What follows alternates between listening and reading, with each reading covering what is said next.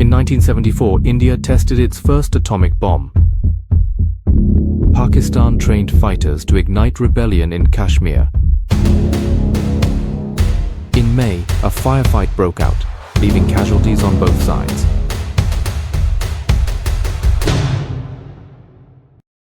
In 1857, the first major resistance against British colonial rule began, triggered by seemingly harmless rifle cartridges. The cartridges of the new Enfield rifles were greased with beef and pork fat, an affront to both Hindu and Muslim soldiers alike. In Meerut, the anger erupted and spread like wildfire.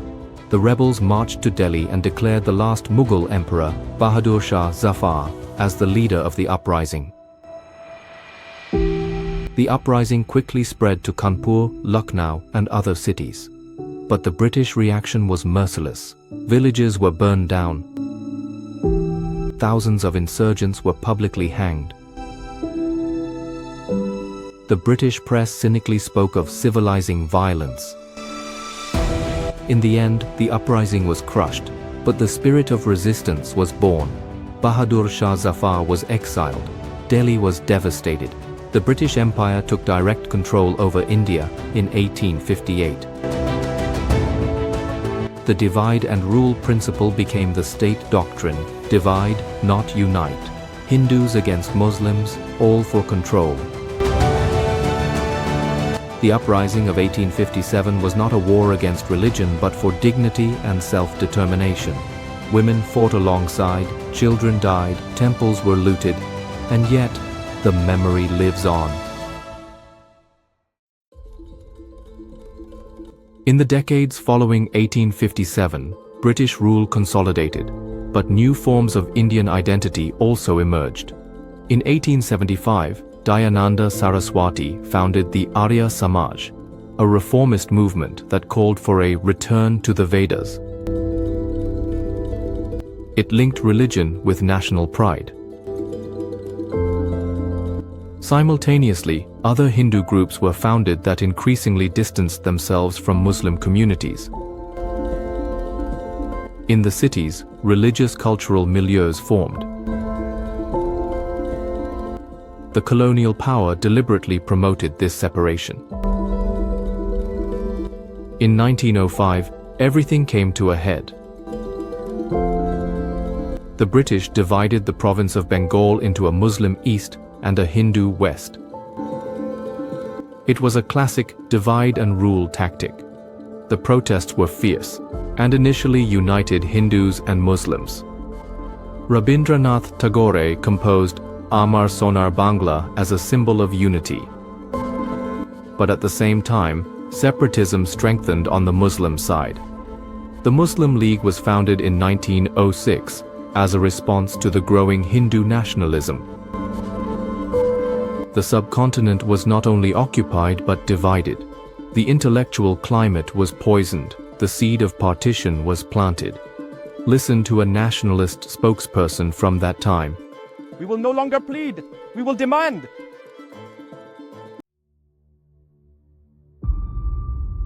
Muhammad Ali Jinnah began as a passionate advocate for a united, secular India.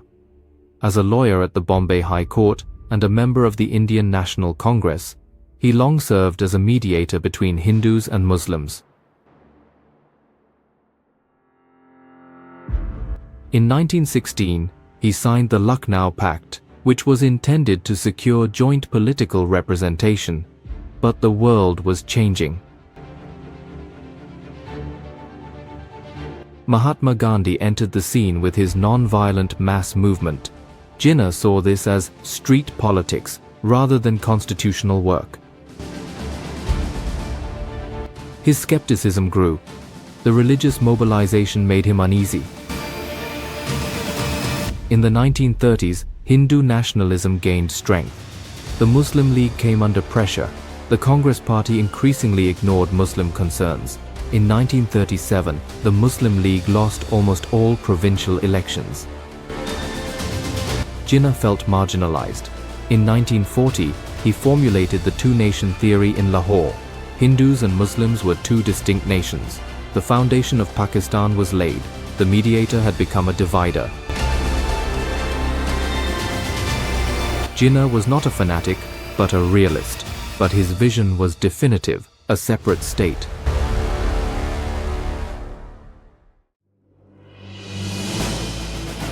While Europe was engulfed in World War II, over 3 million people died in distant Bengal, not from bombs, but from hunger.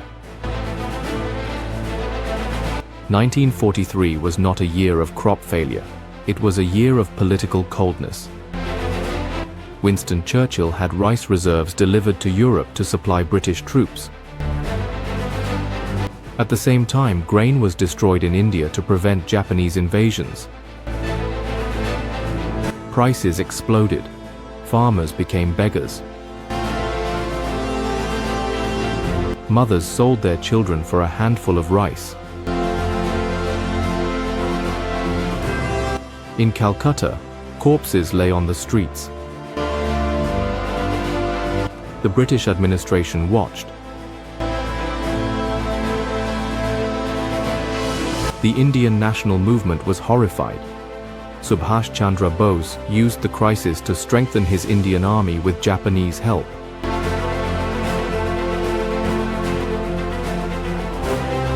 But even his movement could not stop the hunger. Artists like Chitta Prasad documented the horror in sketches. The colonial power suppressed these images. The famine was political, not natural.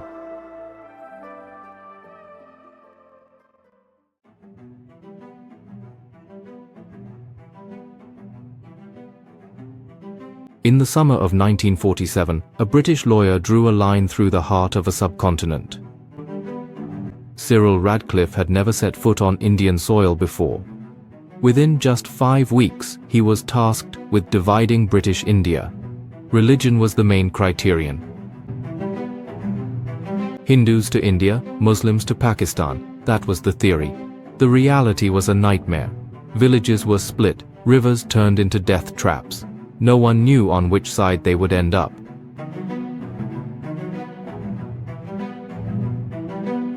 When the map was published, 2 days after independence, it was too late. Violence erupted. Trains full of corpses left the Punjab. Women were abducted, children lost their parents. Millions fled, many died. It was the largest mass migration of the 20th century, and one of the bloodiest new beginnings in history. Radcliffe left India immediately. He burned all his documents.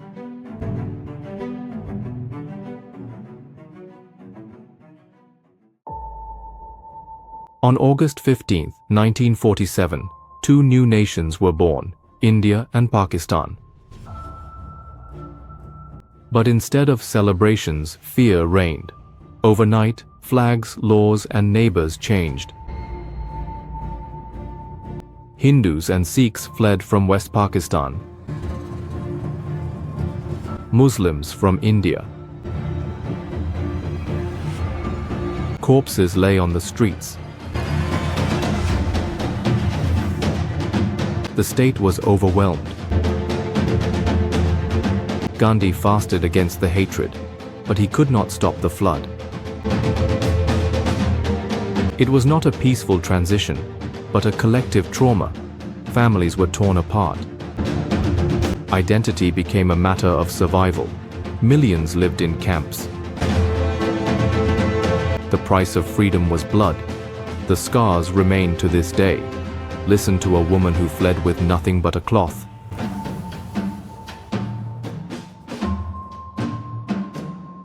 I carried my baby and a name that became a danger.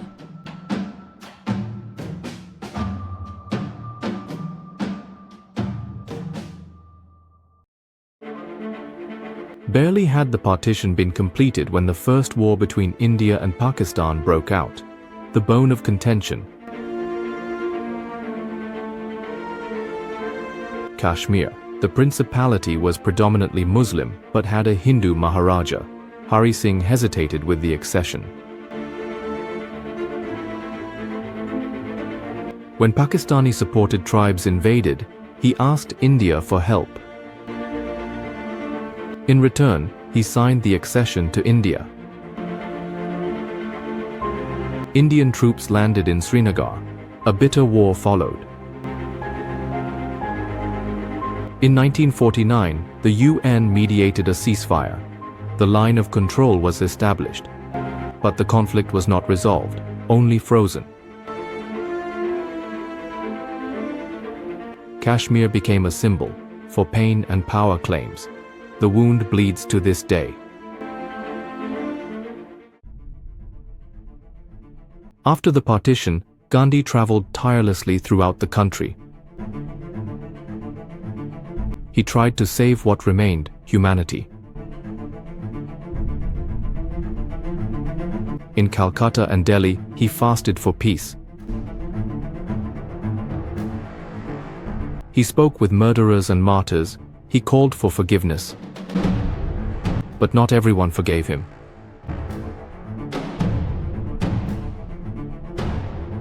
On January 30th, 1948, he was shot by Nathuram Godse, a radical Hindu nationalist. Gandhi died with a prayer on his lips. Millions wept.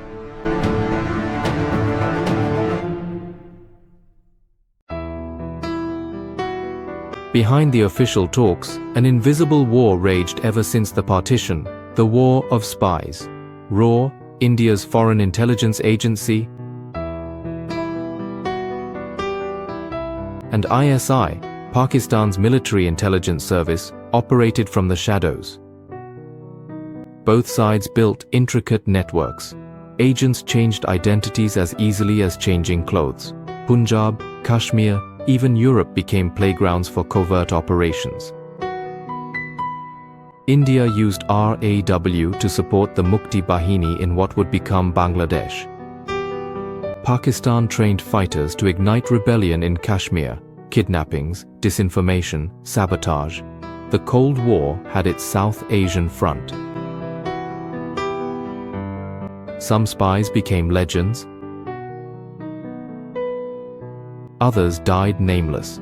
The intelligence agencies influenced elections, uprisings, even the media.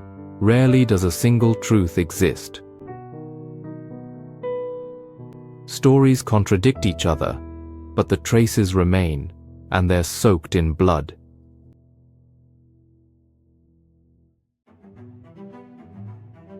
In 1965, the Kashmir conflict flared up once more, this time with full military force.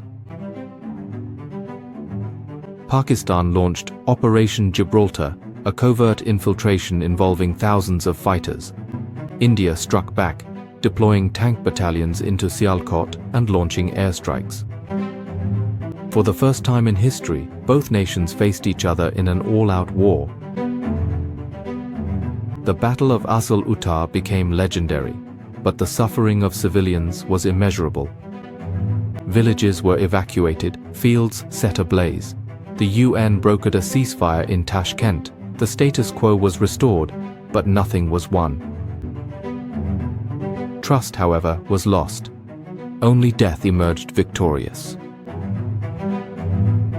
Now hear the voice of a surviving soldier. I carried the rifle, but my heart longed for home.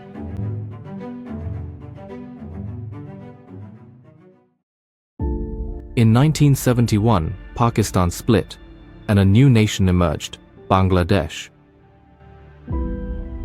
The trigger was the systemic discrimination of East Pakistan by the power center in Islamabad. The election victory of Sheikh Mujibur Rahman was denied recognition.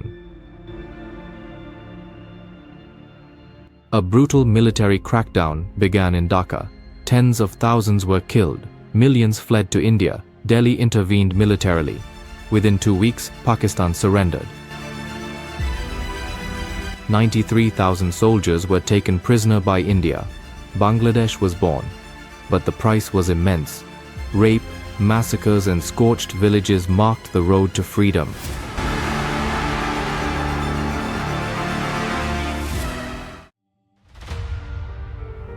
In 1974, India tested its first atomic bomb.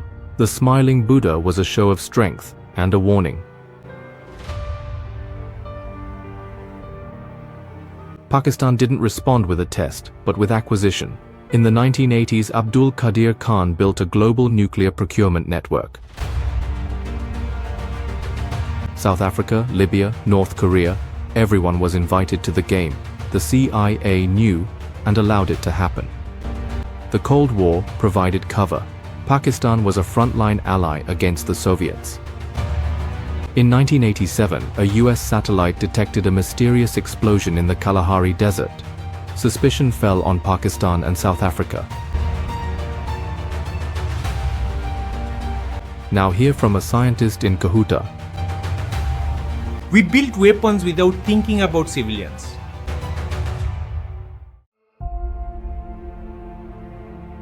In May 1998, India tested 5 nuclear weapons under the codename Operation Shakti. The explosions in Pokhran shocked the world. Just 2 weeks later, Pakistan responded with 6 nuclear tests in Chargai.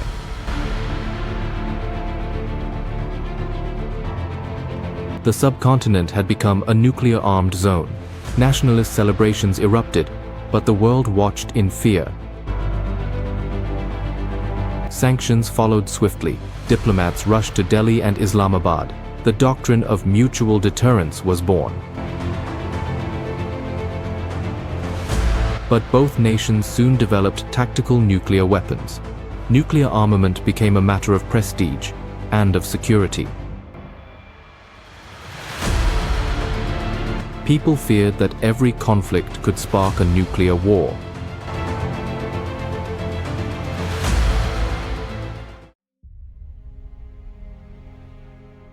In early summer 1999, India discovered that Pakistani soldiers and Islamist fighters had occupied high-altitude positions in the Kargil sector. It was a covert assault, launched during peacetime. India struck back. Battles were fought in freezing heights, above 5,000 meters. The world watched in disbelief. Both countries were now nuclear powers. The fear of a full-scale war grew. The United States pressured Pakistan. Nawaz Sharif ordered the withdrawal of troops, but trust was shattered. Hundreds of soldiers died. Kargil became a grim monument to escalation.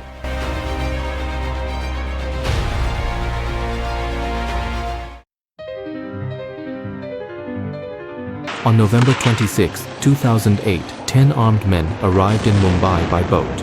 Within hours, they launched coordinated attacks on the Taj Hotel, the Leopold Cafe, and CST railway station.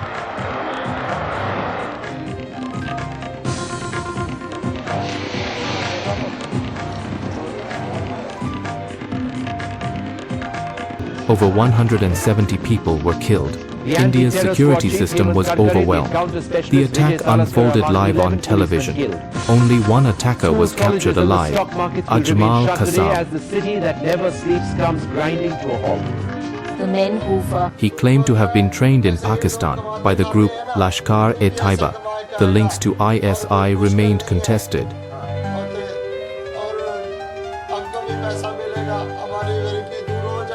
India reacted with outrage. Pakistan denied any responsibility.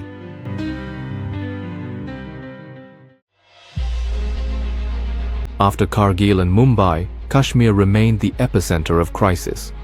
Indian forces maintained strict control over the valley. Over 500,000 soldiers were stationed there. Reports of torture, disappearances, and extrajudicial killings increased. The human rights situation deteriorated sharply. In 2010, a wave of protests erupted, triggered by the death of a teenage boy. Stones-faced rifles. A new day of violence in Muslim-majority Kashmir, as protests continue against Indian rule. There's been more than just warning shots on Monday. Rounds fired by police have killed a number of pro-independence demonstrators and wounded scores more. Pakistan used the unrest for propaganda, but frustration was also growing in Islamabad.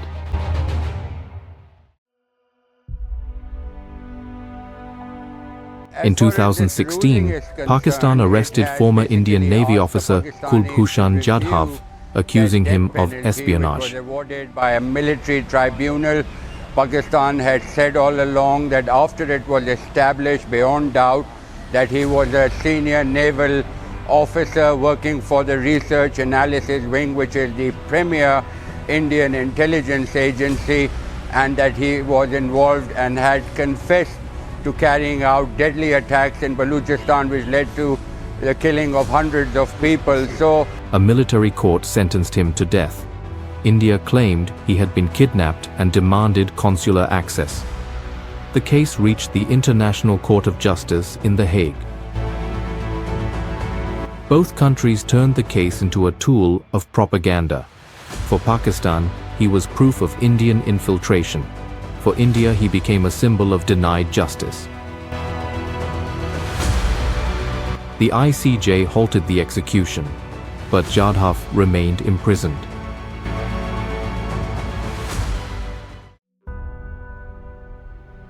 On February 14, 2019, a suicide bomber detonated himself in Pulwama, killing 40 Indian paramilitary personnel.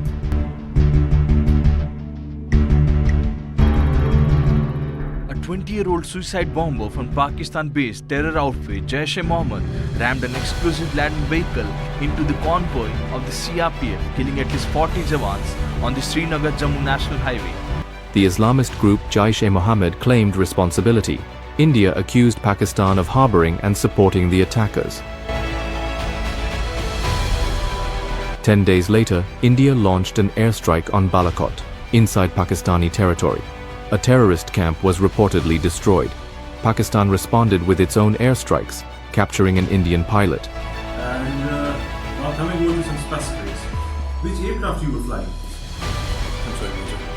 I'm not supposed to tell you this, but I'm sure you found the records. Once again, the nuclear powers stood on the brink. The pilot was soon released, as a gesture of peace, but the trust was shattered.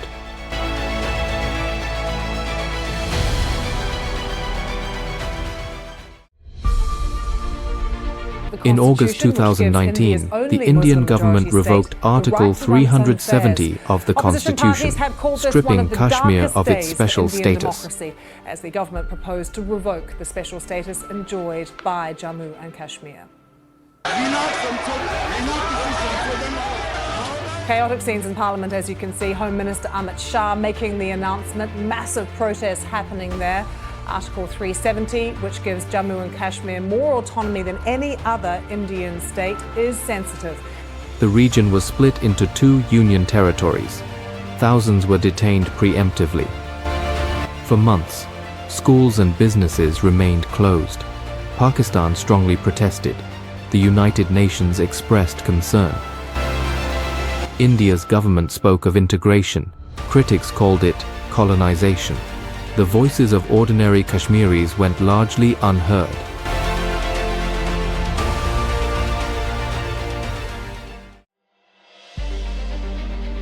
As the coronavirus brought the world to a halt, India and Pakistan once again found themselves in quiet confrontation. Both nations suffered immensely from limited resources, overwhelmed healthcare systems, and economic collapse. But instead of cooperation, mistrust prevailed. Vaccination campaigns became nationalist prestige projects. Fake news blamed the enemy. Border checkpoints in Kashmir remained rigid, even amid humanitarian crisis. Meanwhile, political divisions deepened. Pakistan faced soaring inflation. India was rocked by massive farmers' protests. Now, listen to a nurse from Amritsar. We treated Muslims, Hindus, soldiers, but politics kept us apart. In the summer of 2020, the Indian government passed 3 new agricultural laws. But hundreds of thousands of farmers, especially from Punjab and Haryana, felt threatened. They feared being handed over to corporate giants. In November, mass protests began, with tractor convoys rolling toward Delhi. Farmers set up tent camps, organized kitchens, schools, even libraries. The protest became a movement. The government responded with police, barricades and internet blackouts. You can see this tractor was brought there allegedly by Congress youth workers from Punjab, and they shouted slogans for Bhagat Singh, whose birth anniversary it is today, and set this tractor on fire right in the heart of the capital, right next to India Gate. In fact, the Punjab Youth Congress also live streamed this event on their Facebook page. But the farmers stayed on for over a year. The world watched. Many drew parallels to the independence movement. In November 2021, Modi repealed the laws.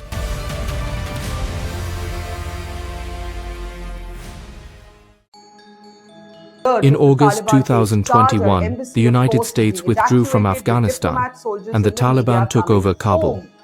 But questions remain over whether Pakistan's leverage in Afghanistan could mean new trouble for Kashmir. The effects were felt as far as Delhi and Islamabad. Pakistan had long-standing ties with the Taliban leadership. India, on the other hand, had heavily invested in Afghanistan's civil society. Now, everything was in question. Security concerns grew. Extremist groups felt emboldened. At the same time, Pakistan tried to position itself as a mediator.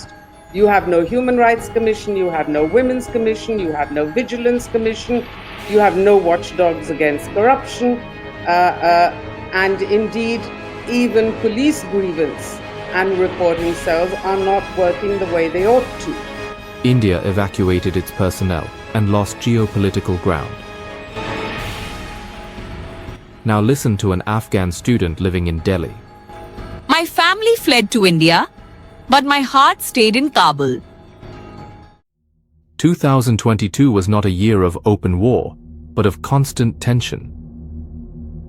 Drones were increasingly spotted along the borders. Pakistan accused India of cyber attacks. India blamed Pakistan for disinformation campaigns. Social media became a weapon. Deepfakes spread rapidly. Hate was amplified by algorithms. At the same time, both nations modernized their military technologies. AI-driven surveillance, hypersonic missiles, cyber defense centers. Borders were now digital, not just geographical.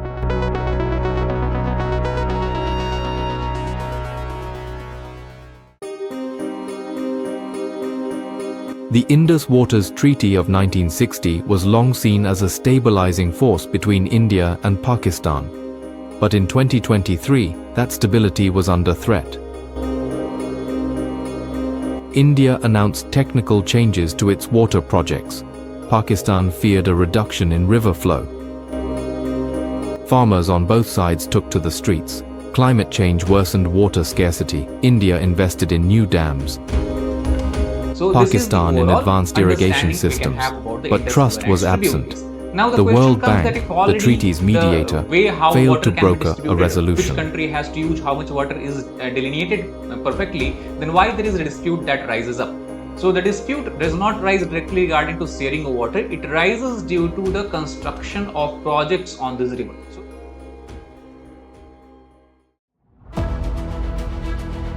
In the dusty mountains of Balochistan, a nearly forgotten war has raged for decades. Separatists are fighting the Pakistani state.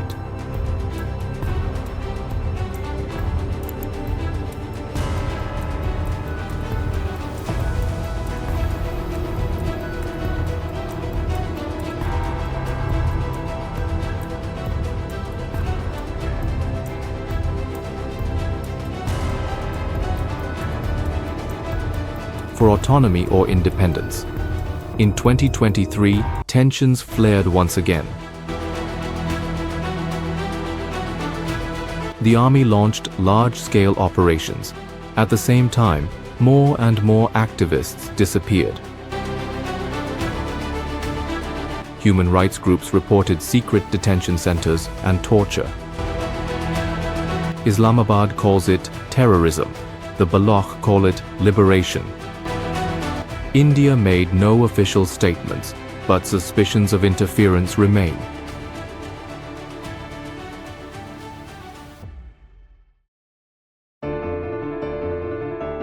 China is everywhere, on roads, in apps, in alliances.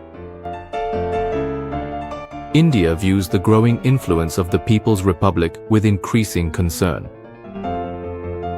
Pakistan, on the other hand, sees China as its iron brother.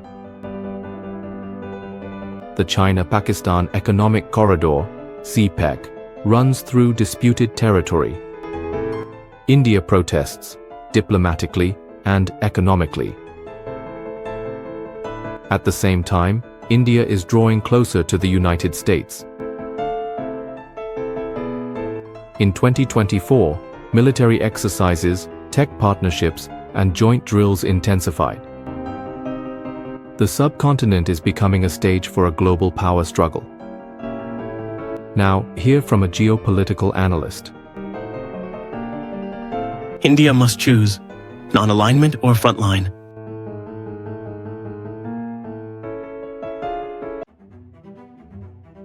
A silent war rages in the cinemas of India and Pakistan. Films are censored, artists boycotted. Information and even infotainment online. If you too are one of them, then you should know that a lot of this is going to change. Content by these digital creators such as Dhruv Rathi, Ravish Kumar and Beer Biceps is going to be under scrutiny. Voices critical of Kashmir policy or religious extremism face threats. In 2024, an Indian director was sued for anti-national portrayal. In Pakistan, a play about Balochistan was shut down. Culture has become both weapon and battlefield. But young creatives are finding new paths through YouTube, podcasts, and underground festivals.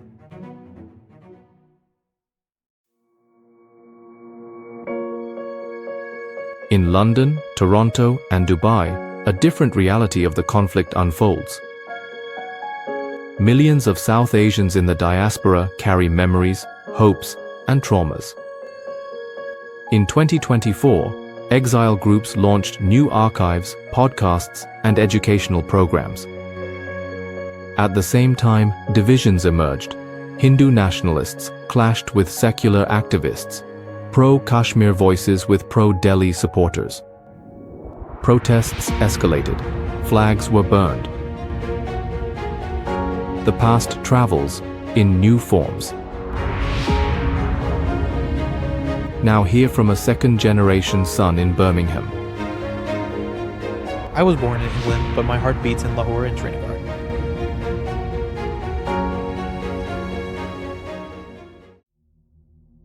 In spring 2025, a previously overlooked dispute erupted, the so-called Brassarian region along the northern Kashmir border. Both India and Pakistan claimed newly exposed mountain positions, triggered by glacial shifts and satellite analysis. Pakistan established outposts on strategic heights. India responded with a military buildup. Media outlets spoke of a new Kargil. International mediators attempted to defuse the crisis, without success. In May, a firefight broke out, leaving casualties on both sides. China offered to mediate, India declined. The UN requested access, but was denied. The region was sealed off. Satellite images revealed new bunkers.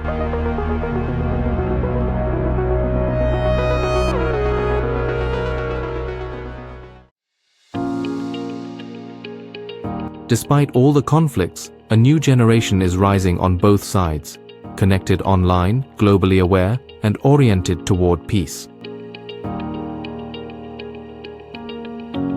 In 2025, initiatives like the Subcontinent Youth Dialogue were launched, bringing together Indian and Pakistani youth to create debates, videos, and educational projects.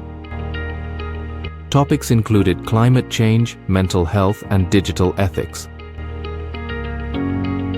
Old narratives were questioned.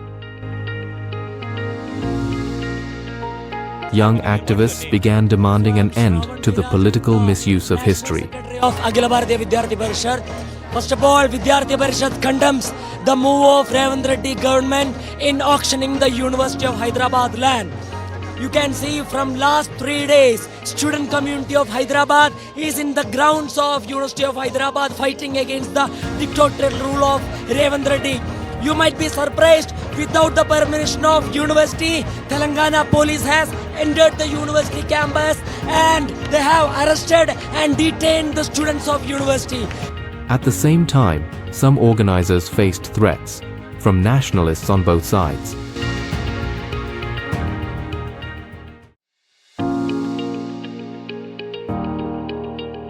In 2025, a new movement emerged in Delhi, Lahore, and London. Digital archives of eyewitness memories. Families uploaded photos, interviews, and diaries from the partition generation. Historians and AI experts created interactive maps, virtual memorials, and voice reconstructions. The initiative, Partition Voices, was accessed millions of times. But it did not go unchallenged. Nationalist groups accused it of historical revisionism.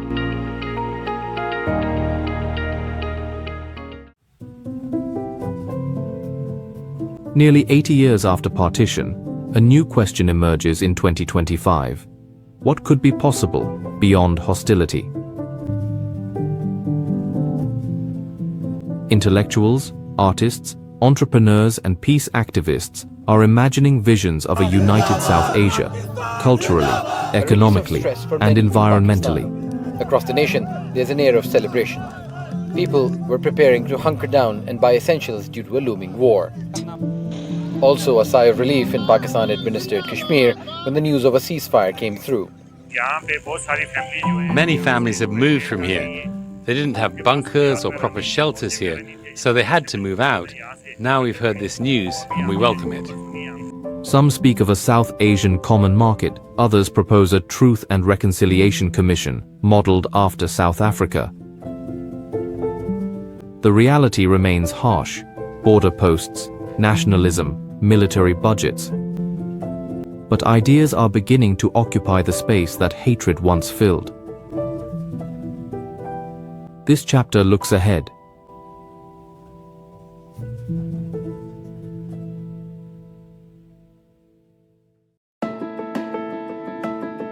In 2025, international bodies, NGOs, and survivors began seriously demanding legal accountability for partition, wars, and human rights abuses in South Asia. A petition in The Hague called for hearings on crimes committed during the Bangladesh War, in Balochistan, and in Kashmir. Historians presented newly uncovered archives. But governments resisted, fearing damage to their reputations. In India, veterans groups protested. In Pakistan, families of the disappeared took to the streets. No war! No war! No war! Pakistan! Zindabad! Pakistan! Zindabad! Pakistan! Zindabad! Kashmir! Zindabad! Kashmir!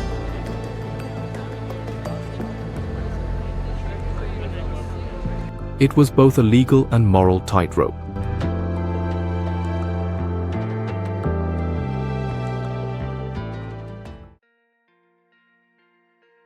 Since the partition of 1947, Ashok Verma has lived at the border, first as the son of a border watchman, later as a soldier himself.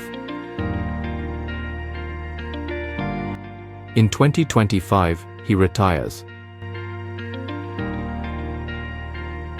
He looks back on decades of mistrust, violence, and ritual at the Wagah border He witnessed nightly gunfire as well as the daily choreographed parades. He filed reports, arrested smugglers, stopped refugees.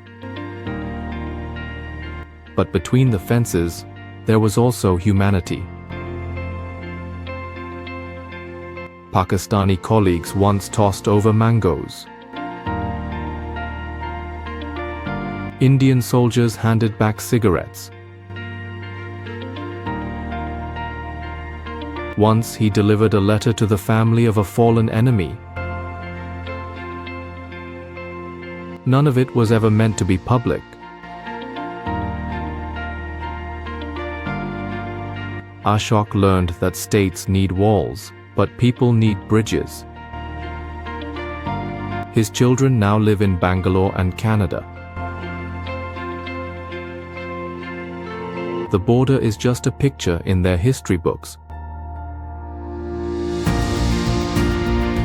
For him, it was life and purpose. This chapter tells no battle, but a quiet legacy.